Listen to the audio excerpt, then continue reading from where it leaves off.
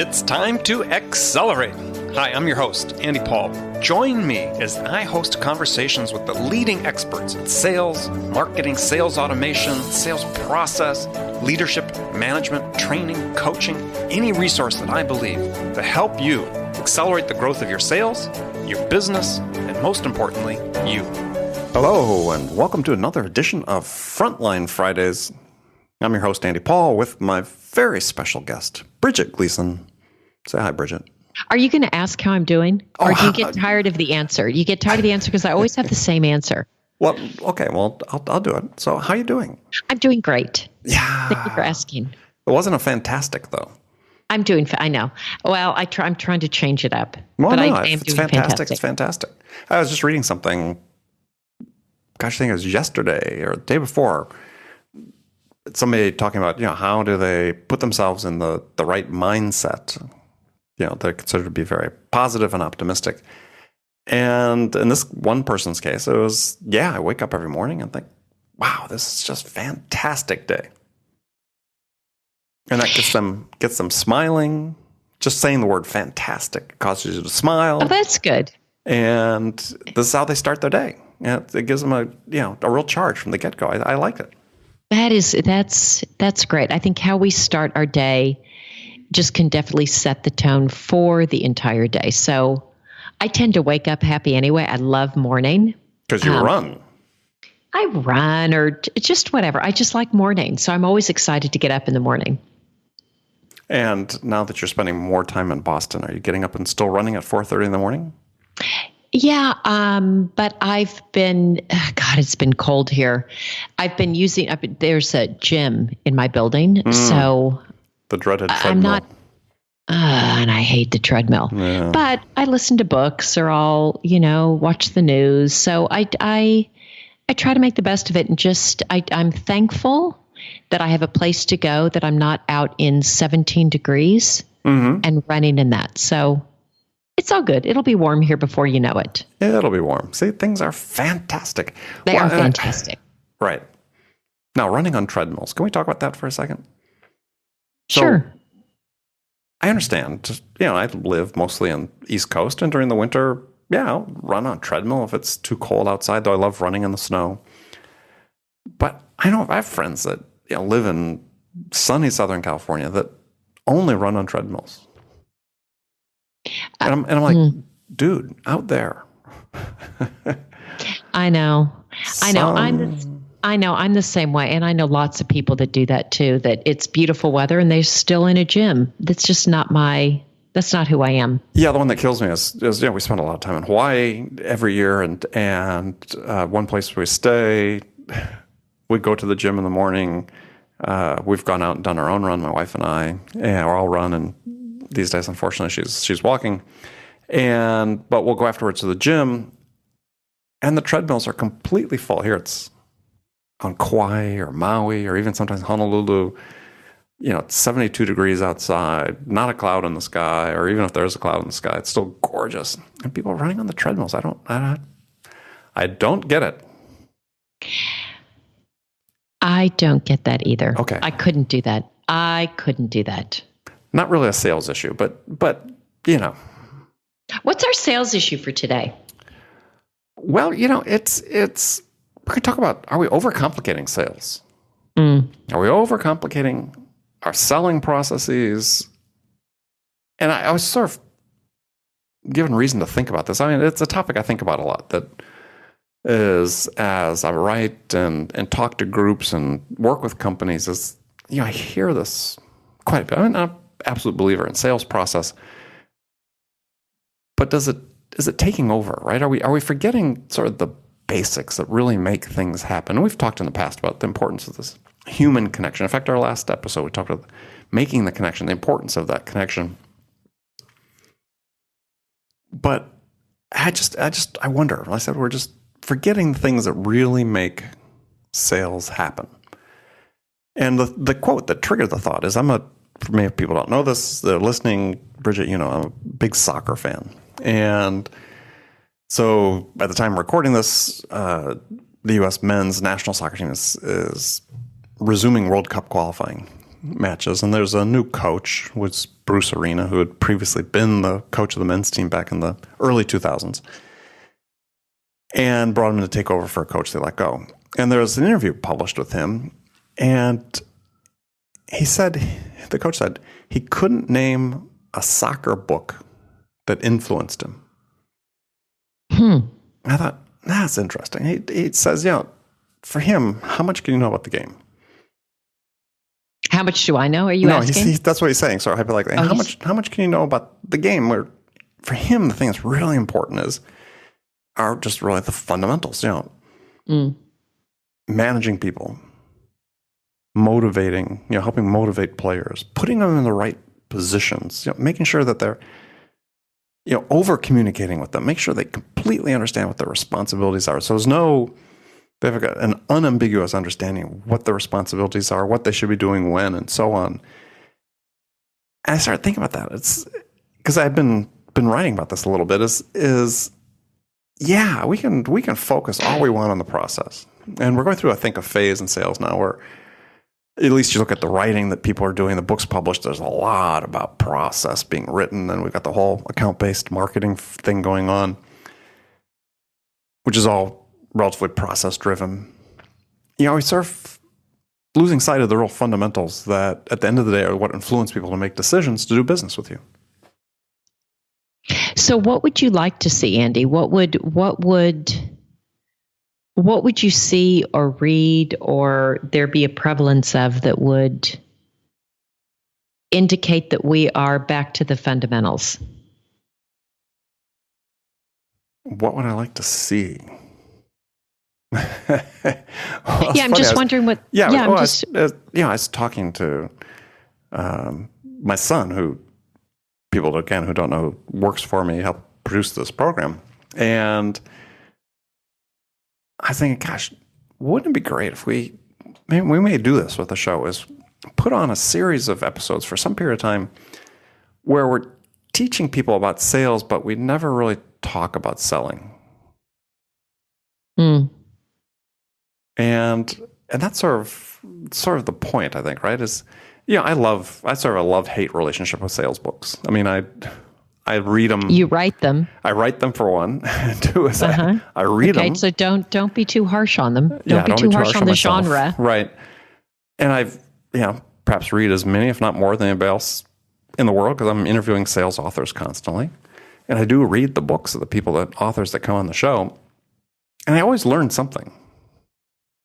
But when I go back and look at the things I learn, it's not big concepts I'm learning that are really important, that are transforming. There's always, the gold always comes from the small stuff.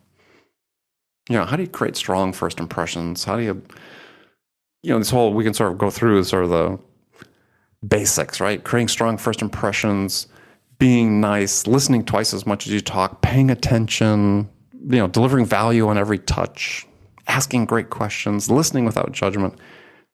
I mean, those are the things that really move the needle, in my estimation, when you're dealing with prospects.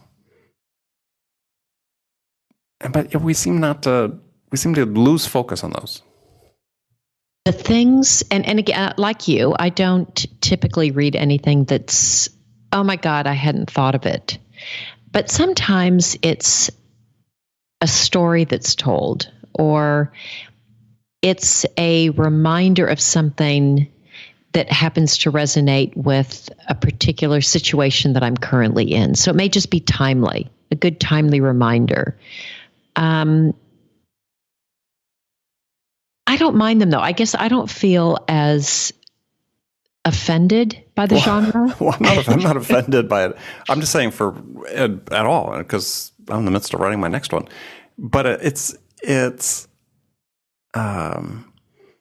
think that, how often have you read a success story about sales? And maybe you have, I haven't. Or, again, because I talk to hundreds of people every year and ask about success stories. It's never about, it was our sales process that won the day. It was it's this conversation I had. It was this great question I asked that illuminated something for the buyer that turned the corner, right? That made the difference. It was always the person-to-person part of it that really was decisive, as opposed to Yeah. In our playbook, we've got this play, and this play slays it every time. Yeah, I guess maybe I think about, it's the, it's not the process, but the process is sort of fundamental still. Like, I think that I think the process is still important, but I almost feel like the process those are table stakes. Those you have to have. But what the differentiators are the things that you're talking about that are perhaps more nuanced. Right. And I'm just basically reacting to what I hear from people I interview and the books I read about, process is paramount. And I agree, process is really important. I mean, you need to understand your process, be trained to your process. But at the end of the day, it's still a person talking to a person. 100%. So an analogy could be, and this, spare me if people don't want to hear another sports analogy. But I was thinking about golf, and I'm not a great golfer. I enjoy golfing. I rarely get a chance to do it, but there was a time in my life where I used to do it more frequently. And I took lessons from at one point in time, and I remember from the pro is we're working on all the mechanics of a swing, but at the end of the day, he was saying, it's all about the club face being square upon impact with the ball. And, you look at the swings of, I think back, on TV, if you watch golf and you look at the various professional golfers, their swings are not all copycat images of each other. I mean, there's some have pretty unique backswings, but, clearly they get the club face square on impact. And so it's like, that is an enduring fundamental. And, that just doesned change. The technology, we've had all this advances in technology and golf, all these new composites and club head changes and so on that have made it easier to swing a golf club, made it more forgiving when you hit the golf ball. But it all comes down to still the same thing, as if you're going to succeed more, at least from tee to green, that club face needs to be square on impact. And I was thinking about that in sales terms. What's the equivalent of being square on impact, right? Where it's really, if you have one swing thought, that's the one you're trying to get to. Yeah, and maybe like golf, that's a primary thing, but God, there's a lot more in golf. I've played golf. There's a lot more than that. Sure. In order to have a good game. And I think in sales also that there are those certain fundamentals, and in some ways, I guess they bear repeating. We get just maybe like in golf. If I were to pick up golf again now, I haven't played in a couple of years, I would benefit from lessons. I would benefit from reminders. I would benefit from just lessons in the fundamentals. And maybe that's your point, that all the other new ways of how I might approach golf are not as relevant as some of just the basic varied, this is what you need to do to have a good swing, to make sure you hit the balls straight and far. And I agree, sales is not so dissimilar. There are some fundamentals that actually don't change. Well, I was thinking of the French proverb that everybody seems to quote. If maybe the only French a lot of people know other than merci is plus ça change, plus c'est la même chose, right? The more things change, the more it's the same thing. Or the more things change, the more they stay the same. Mm. And to me, that's a testament to a certain unchangeability of the human experience, right? That for all the change we're introducing into our lives by technology, there's still a fundamental sameness to us as humans and how we interact with each other. That, unfortunately, in my case, when I look at sales teams and what they're doing and how they could improve, they seem to be sort of intent on forgetting this, as if technology is going to save us. Technology won't save us. Tools won't save us. Process won't save us. I mean, none of that will save us. What will save us? Andy, you and I talked about it in the last podcast. I think it goes back to that. It does go back to that relationship. And are you able to develop this connection and trust and integrity and these things that people buy from people? People buy from people. And so how do you, when I think about just when I'm buying something, oftentimes the back of my head, I think, am I going to get ripped off? How's the quality? Can I trust this person? Can I trust this company? Do they do what they say they're going to do? There are all these questions in my mind. And if I'll pay more, I'll buy faster with people when I just feel like, you know what? I trust you. I trust you to do it. I don't even care what the price is. I trust you. It doesn't have to be perfect. I optimize around trust, and studies that I've read have indicated that I'm in the majority. That's one thing people want to deal with a company and a person and a brand that they can trust. Yeah, I agree. I mean, I think that's so fundamental that if you don't make that connection, now we're starting to go back on the topic we talked about last time, but bears repeating is if you can't make that trust-based connection, you're not going anywhere. Right. And maybe it goes back to what we talked about last time, but it also is a fundamental. Mm-hmm.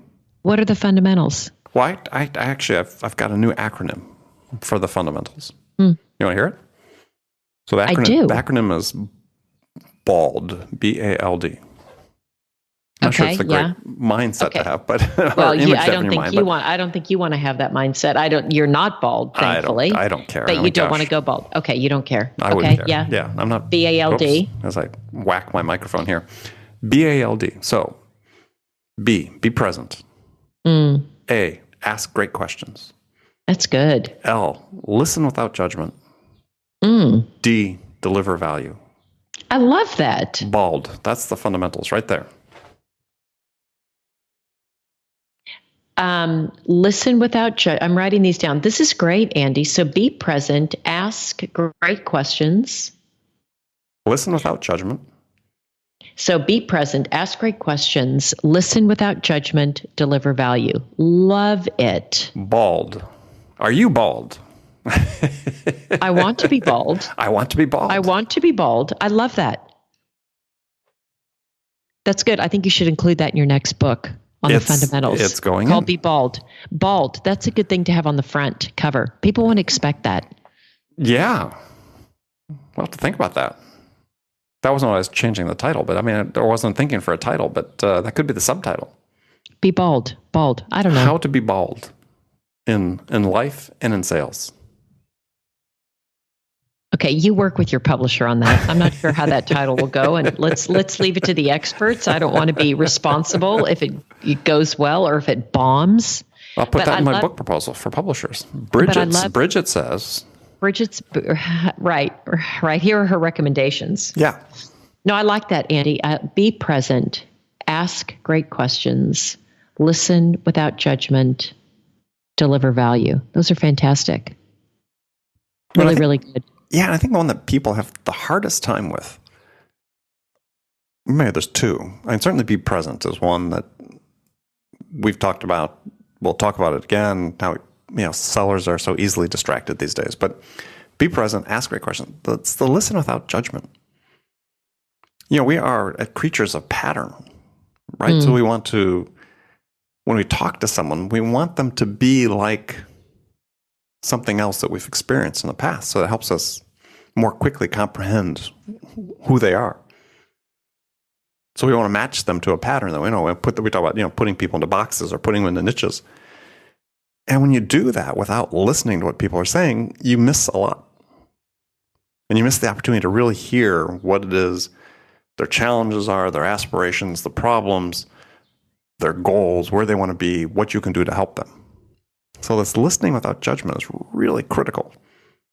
Well, and it's also just listening without I think a lot of salespeople don't listen. They don't listen without like jumping to a conclusion or just wanting to jump in with a solution. Yeah. Well, and so this pattern thing, and there's lots of words where people talk about confirmation bias, right? So when we hear something, read something, see something, we think about it in a way that to make it conform or confirm to the bias or the opinion that we already hold, right? So when we talk to a buyer, it's like, oh yeah, they're just like this other company I spoke to. But they're not. Everybody's different. I mean, ultimately you may find out they're roughly the same, but you're not going to know until you ask great questions and listen without judgment to understand the value you have to deliver to help them make their decision. It's fantastic. I love that. I'm going to use that. I won't plagiarize, but I will share. Yeah, as long as you've got my, registered trademark next to it, that's fine. Okay. and the attribution. Okay. Just so in every conversation. All right. Every conversation, you just have to say, excuse me just a second. I just want to make sure you understand. This is a registered trademark of Andy Paul. Right. And please come listen to our podcast while you're at it. And please come listen to our podcast if you want more insights like this. So that's right. Well, Bridget, I'm glad I was able to make one serious contribution today.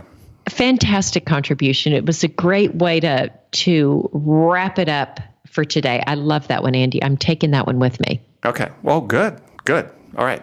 Excellent. Well, if you're out there listening to us today, which I hope you are, you've come back week after week, you too, learn something new today. Really appreciate you taking the time. If you have just a minute, less than a minute, go to iTunes, Stitcher, Google Play, wherever you listen to this podcast, subscribe, leave a review. We really appreciate it. And we'll look forward to talking to you next time. So this is Andy Paul with Bridget Gleason, who is my regular guest on Frontline Fridays. Good selling, everyone. We'll talk to you next week. Take care. Thanks for listening to the show. If you like what you heard and want to make sure you don't miss any upcoming episodes, please subscribe to this podcast on iTunes or Stitcher.com. For more information about today's guest, visit my website at andypaul.com.